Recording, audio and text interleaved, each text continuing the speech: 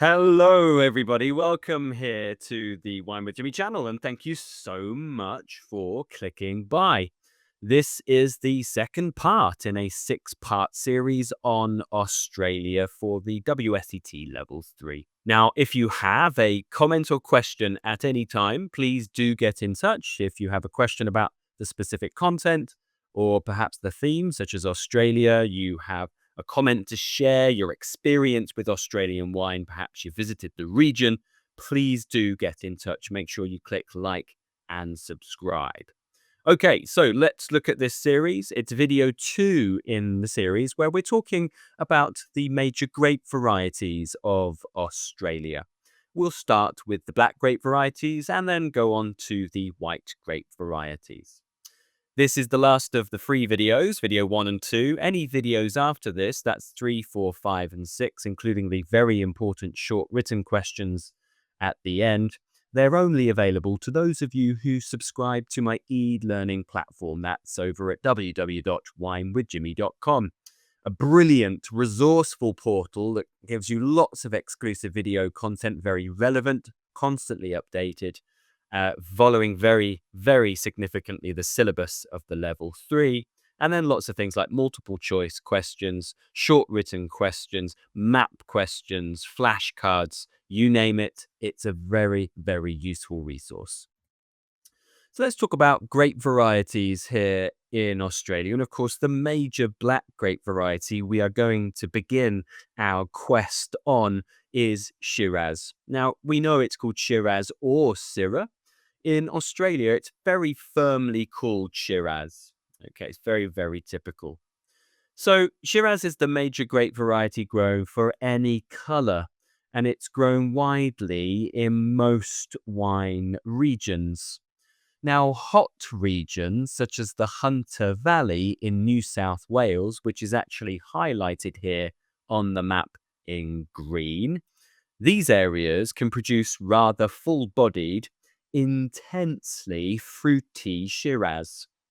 These wines will tend to be earthy or spicy and develop leathery notes as they age. And of course, the alcohol levels can be significant. So expect full body, ripe tannins. Often you'll find high alcohols with the characters we mentioned earlier. But there's been very much a concerted effort to change just this generalized stereotypical approach to Shiraz. And many producers in regions like Hunter Valley or Barossa, for example, are making less extracted styles. What I mean by that is less contact with the skins, not as higher alcohol levels, a little bit more elegance in the wine style. So this is certainly something which is happening across many parts of Australia. But there are other places which are actually climatically cooler. So in cooler areas, which I've highlighted here on the Victoria map, highlighted Heathcote and Geelong, but there are others. I'm just giving you a couple of examples as per the syllabus. They can make a less dense style, less extracted, more emphasis on acidity, floral compounds, and a pepperiness, okay? Which in some instances, certainly in Heathcote, can be actually fairly similar to Northern Rhone Syrah. And others, such as the Grampians and the Pyrenees, for example, can also be like that. Shiraz being the major grown grape variety means that it is also found in rather commercial wine, so mass-produced, inexpensive wine, typically in multi-regional blends. So Shiraz is often used to give softness and body to blends with Cabernet Sauvignon, performing quite a similar role that Merlot does in, say, Bordeaux when blended to Cabernet Sauvignon. There's quite a generic bottle there, Black Opal Shiraz Cabernet. Moving on from Shiraz, we have Cabernet Sauvignon and Merlot. Australian Cabernet Sauvignon is generally darker in its appearance, with firmer, more noticeable tannin and higher acidity than Shiraz. You will often find black fruit such as black currant and cassis and black cherry, often with sort of a menthol note in some instances, and also a lot of oak structure behind it. So often things like vanilla, for example. Classic areas for Cabernet Sauvignon would certainly be what is identified there on your screen on the left, Margaret River, which is a part of Western Australia. And then also in South Australia, in an area called the Limestone Coast, there is Coonawarra, very famous area, certainly for making very highly aromatic styles with things like mint, menthol, eucalypt in the expression. Also, in Australia, Merlot tends to be found blended alongside Cabernet Sauvignon to provide body and this kind of plummy softness to the wine. So it's often found in these wines, even if it's not stated on the label, it'll typically be found in these wines. Then we move on to Pinot Noir, which certainly has seen a huge shift in understanding and quality in Australia in the last 20 years. It's grown in a number of Australian regions, and the best examples, as one would expect, would tend to come from the cool or moderate sites in areas such as Victoria, so Yarra Valley, Mornington Peninsula, and then the island of Tasmania across the Bass Strait. I've highlighted these areas here, so you'll see Mornington Peninsula on this map and Yarra Valley being highlighted. In general, the style of Pinot Noir from these areas tends to be medium-bodied, medium alcohol, with high acidity, with typical flavors of red cherries and strawberries. They could be fantastic. I mean, there are some exquisite examples coming from the regions I mentioned and Tassie. And just to wrap up the black grape varieties, Australia's hot regions are actually very well suited to the late ripening varieties such as Grenache, Petit Verdot, and Mataro. Mataro is actually the Australian way of saying Mourvèdre, which is also called Monastrell. So Monastrell Spanish, Mourvèdre French, and Mataro is what it's called in Australia. Varieties from the Mediterranean, so Italy and Spain, such as Sangiovese and Tempranillo, have also gained in popularity because they are well adapted to the summer temperatures and somewhat to the limited water supply. I love this picture. Here is Marco Cirillo pruning a Grenache vine, an old ancient vine dating back from 1848. Exquisite. Now we come on to the white varieties, and we begin with the leading white grape variety, which many of you will expect. So it's the most planted, it's widely planted throughout vineyard regions, and it is made, as one would expect, in a wide range of styles. Now, historically, Australia has always been associated as really infamously at the forefront of the ABC craze, so anything but Chardonnay, for producing very sort of oaky, buttery Chardonnays. But Australia has moved on for the most part from that. Basic Australian Chardonnay is often a blend of fruit from different regions, often labelled with something just as simply as Southeast Australia, produced unoaked to give peachy flavours, but it may be actually made in stainless steel with oak chippings or staves to give you kind of that hints of toast and vanilla. So tank fermented, but oak influence from the shortcut methods. Lindeman's Caradoc winery there in the Murray-Darling, Victoria. You can see the size of it. It is a factory. But of course, there is premium Chardonnay and high-quality Chardonnays from cool to moderate regions such as the Adelaide Hills, Mornington Peninsula, and Yarra Valley, often mirroring where we find the Pinot Noir grape variety, of course. But it's also grown in warmer areas such as Margaret River.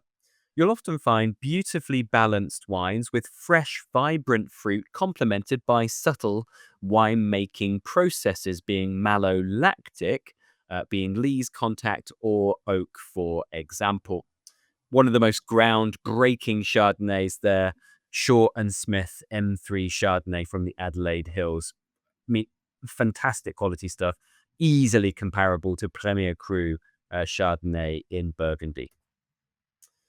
Um, Sauvignon Blanc here. So the popularity of this grape variety, certainly coming from another country in Australasia, New Zealand, means that, of course, there has been a demand for Sauvignon Blanc domestically in Australia.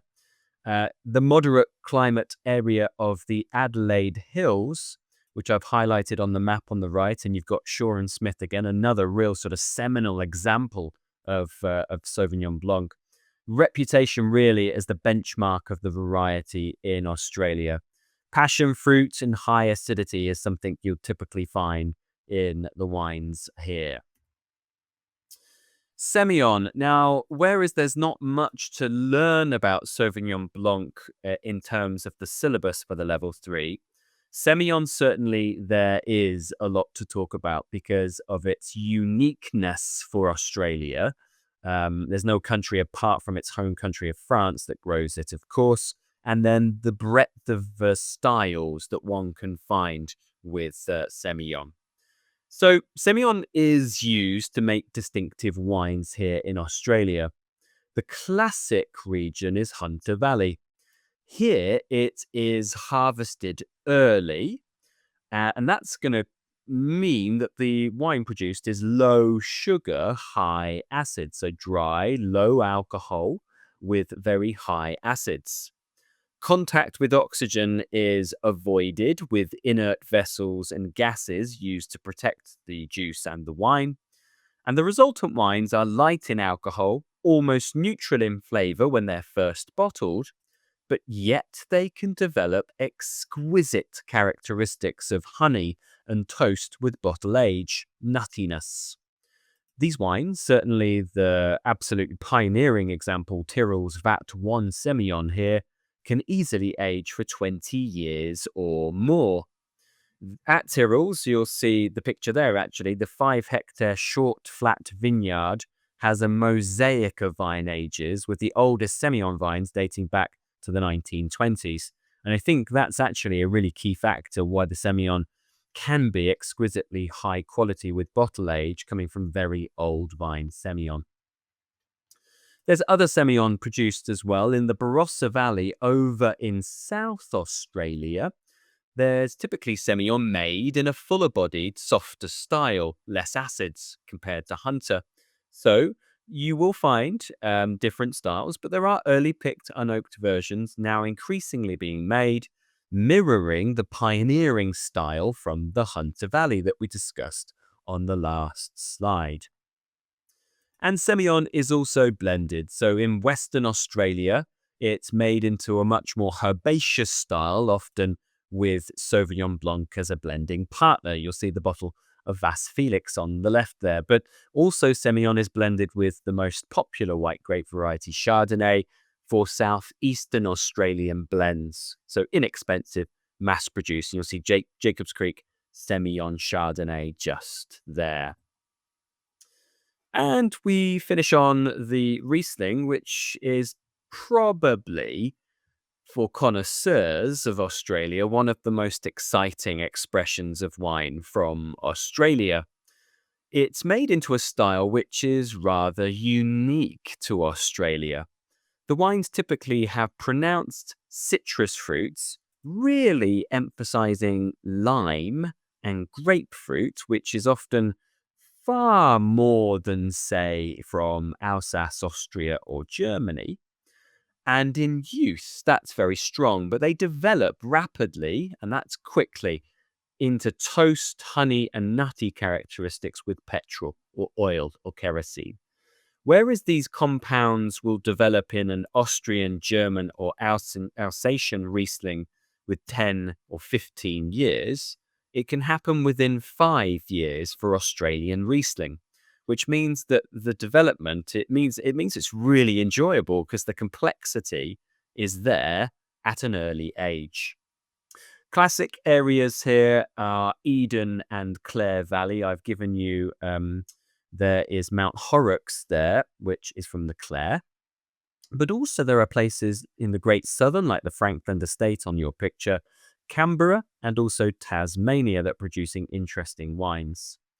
Typically, Rieslings across Australia are unoaked, high levels of acid, dry, with a few being off-dry, but there are some sweet expressions. Mount Horrocks, for example, make a cordon-cut Riesling, which is a botrytized Riesling, for example. So, very exciting grape variety to look into. That brings me to the conclusion, and there are many other varieties, but we are pertaining it, of course, just to the syllabus for the level 3. Do look out for exciting varieties such as Proseccos, and there's Vermentinos being made as well. The reds like Montepulciano, Nebbiolo, quite exciting, and the list can go on. Once again, if you have a comment or question, please do get in touch. You can do so by leaving your comment or question in the description comment section below. I'd like to hear from you if you have experience with Australian wine. What do you think of those grape varieties? Any favorites? Any recommends? Food and wine matching? It would be nice to hear from you.